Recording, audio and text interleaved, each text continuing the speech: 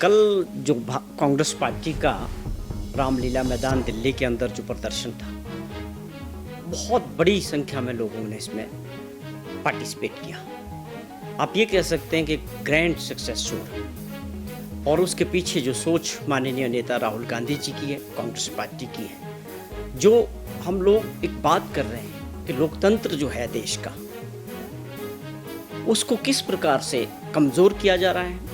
और लोकतंत्र में जो हमारे पास आम जनता के पास, आम जन के पास देश में जो सबसे बड़ी ताकत कॉन्स्टिट्यूशन ने दी, वो थी आपके वोट का अधिकार। उस अधिकार के ज़रिए कैसे उसको इन्फ्लुएंस किया जा रहा है, और चुनाव के ज़रिए जो आप सरकार बनाते थे एक एक मत के अधिकार के तौर पे, उस पे हमने बड़े सीरियस जो प्रूफ्स रखे माननीय राहुल गांधी जी ने कि किस प्रकार वोट चोरी किया जा रहा है, किस प्रकार वोट को बनाया जा रहा है और किस प्रकार उसको डिलीट किया जा रहा है। पूरी एक प्लानिंग के तहत जो लोग सत्ता में हैं देश में, उसको पूरे इलेक्शन को इन्फ्लुएंस कर रहे हैं। और उन्होंने उसके बहुत सारे एग्जाम्पल्स भी मीडिया के ज़रिए भी रखे थे, और वो कई जगह प्रूफ भी हुए, बहुत जगह, कि अगर आप कहें कि एक घर में 200-250 लोगों के वोट बने हैं एक एक घर के अंदर, और एक व्यक्ति के 10-10 वोट बने अलग अलग राज्य में,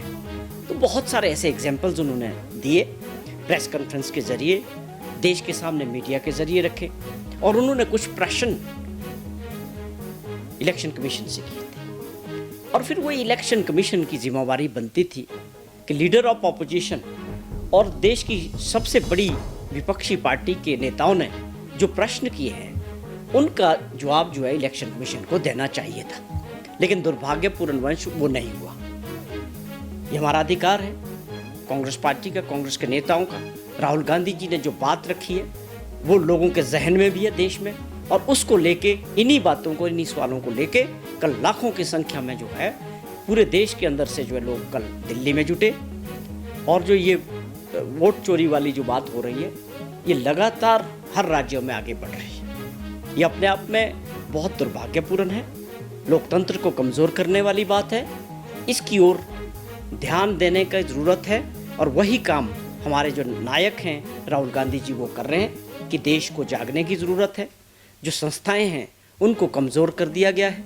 इलेक्शन कमीशन को बिल्कुल, ऐसा पहली बार हुआ है पिछले कई वर्षों से, टीएन शेषन के बाद अगर हम देखें कि इलेक्शन कमीशन बिल्कुल कमज़ोर कर दिया गया है। जो बीजेपी लगातार ये कह रही है कि जिन राज्यों में कांग्रेस जीती है वहां पर तो कभी आवाज उठाई नहीं वोट चोरी को लेकर, चाहे हिमाचल की बात की गई, अन्य राज्यों की बात की गई, चाहे महाराष्ट्र हो या फिर दूसरे राज्य। देखिए, सवाल ये है, लोकतंत्र में जो हमारा संविधान बना, डॉक्टर भीमराव अंबेडकर जी ने जो एक संविधान रचा, उसमें एक ऐसी ताकत लोकतंत्र को मजबूत करने की आम आदमी को देने। अब देश की सरकार या राज्यों की सरकारें वो बनेंगी जो देश की जनता चाहेगी, उनके मन में जो होगा वोट के ज़रिए वो सरकारें बनेगी। इसमें कोई दो राय नहीं है कि इसको इन्फ्लुएंस किया जा रहा है हर तरह से। हर जितने लोकतंत्र के सितंभ हैं उनको कमज़ोर करके, जितनी संस्थाएं हैं उनको कमज़ोर करके इन्फ्लुएंस किया जा रहा है। मैंने आपके सामने एग्जाम्पल के तौर पे कहा कि इलेक्शन कमीशन से जो उम्मीद होती है वो पूरी तरह से फेल हुई। बार बार अगर विपक्ष और देश की जनता कुछ बातें, प्रश्न उठा रही है, तो इलेक्शन कमीशन उसको जवाब देने के बजाय अपने आप को डिफेंड करने में, या भाजपा के पहले राउंड में लोग, नेता इलेक्शन कमीशन को डिफेंड करने में लगे रहे। आप क्यों इस बात से डरते हैं? लोकतंत्र मजबूत करना है, निष्पक्ष चुनाव होने चाहिए। आज देश की जनता की आवाज़ है कि हम ईवीएम के ज़रिए आप जो है बैलेट पेपर से देश का चुनाव कराएं। जब ये देश की जनता चाहती है तो इसमें सरकार को क्या दिक्कत है? ये इस वक्त सबसे बड़ी आवाज़ देश के अंदर निकल के आ रही है कि लगातार ईवीएम से लोगों का जो विश्वास है वो उठा है। तो आप विश्वास उठा है तो आप हम पुराने जो सिस्टम है बैलेट पेपर से आप देश का चुनाव करा लीजिए, लोकतंत्र मजबूत होगा। सत्ता में कौन आएगा कौन नहीं आएगा ये देश की जनता तय करे। तो लेकिन अक्सर ये देखा जाता है कि इस तरह की आवाज़ उठती है, लेकिन जब चुनाव होते हैं तो अपोज नहीं किया जाता या बहिष्कार चुनाव का नहीं किया जाता। लेकिन ये सत्ता पक्ष का भी यही कहना है जो दिल्ली में है कि जब आवाज़ उठाने की बात आती है तब आवाज़ नहीं। देखिए, ये सवाल ये है कि आवाज़ उठाना, मैं समझता हूँ इससे बड़ी आवाज़ हो नहीं सकती। जिस प्रकार लगातार माननीय राहुल गांधी जी ने इस मुद्दे को लेके हर प्लेटफॉर्म पे, आप समझें लोगों के बीच, आप समझें मीडिया के ज़रिए, आप समझें प्रेस कॉन्फ्रेंसेस करके, एग्जाम्पल्स के तौर पे कि किस प्रकार कर्नाटका में हुआ, उन्होंने हर जगह के एग्जाम्पल्स दिए, प्रूफ के साथ पूरे देश के मीडिया के सामने रखे, तो इससे बड़ी बात क्या हो सकती है। लेकिन दुर्भाग्य ये है कि जो लोग सत्ता में बैठे हैं उनकी मंशा क्या है कि लगातार सत्ता को बनाए रखना है ताकत के ज़रिए हर तरह से। वो लोकतंत्र के लिए बहुत घातक है। लोकतंत्र क्या है? लोकतंत्र वो संस्थाएं हैं, वो ईडी, वो CBI, election commission, information commissioner, ऐसी संस्थाओं को कमज़ोर कर दिया गया है। तो लोकतंत्र केवल बोलने के लिए रह गया है।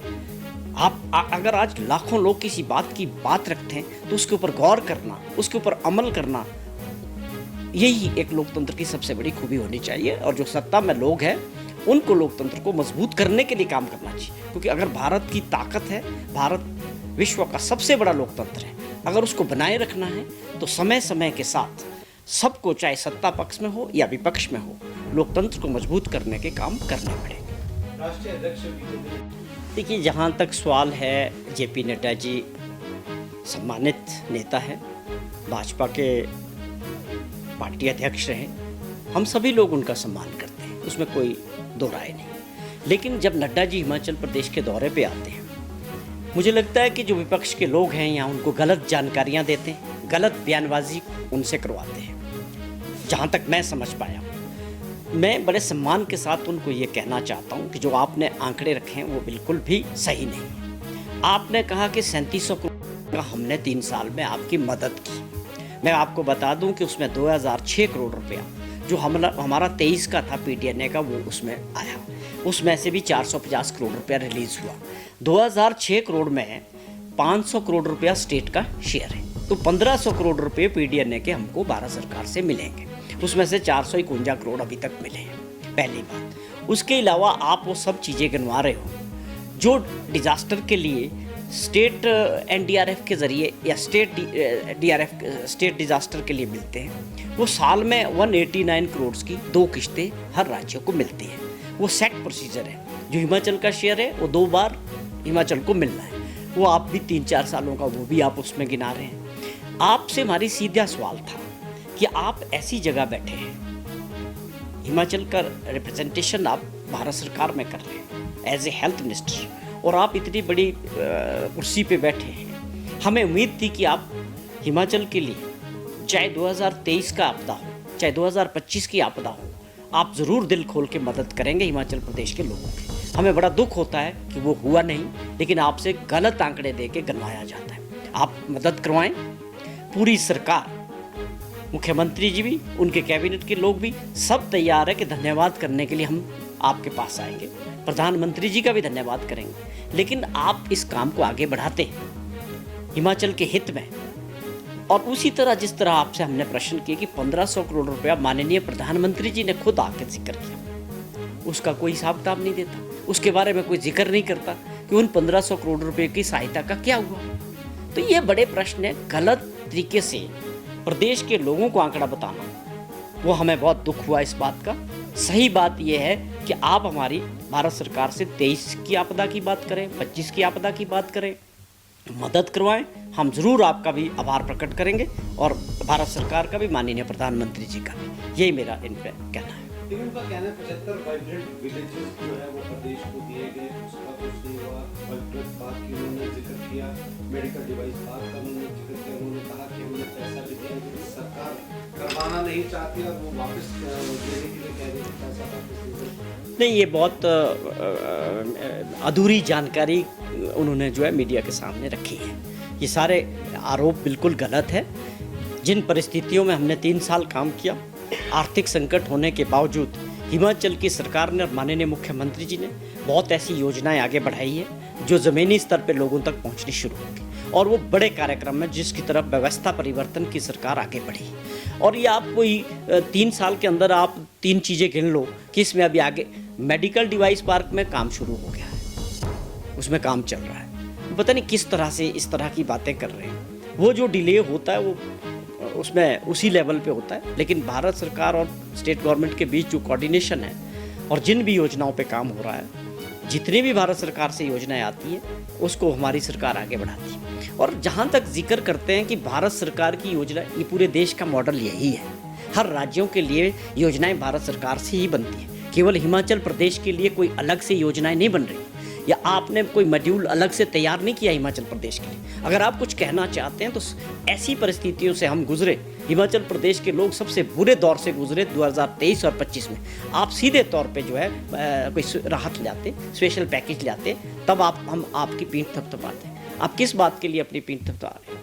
ये योजनाएं तो पूरे राज्यों में, पूरे देश के अंदर भारत सरकार बनाती है, उस पर काम करती है। इसमें कोई नई बात कौन सी है इसमें?